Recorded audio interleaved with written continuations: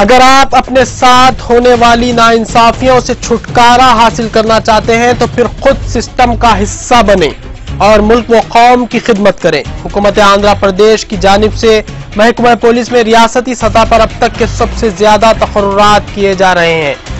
20,429 constable और 2,296 sub inspector की जायदादों पर तकर्रुरात के लिए इलामिया जारी कर दिया गया है। कांस्टेबल के लिए दरख्वास्त दाखिल करने की आखिरी तारीख 28 दिसंबर और सब इंस्पेक्टर के लिए दरख्वास्त दाखिल करने की आखिरी तारीख 28 जनवरी है। शहर और अजला में मजलिस इत्तेहादुल मुस्लिमीन की जानिब से पुलिस तकर्रुरात से मुतालिक फिजिकल फिटनेस के कई कैंप चलाए जा रहे हैं।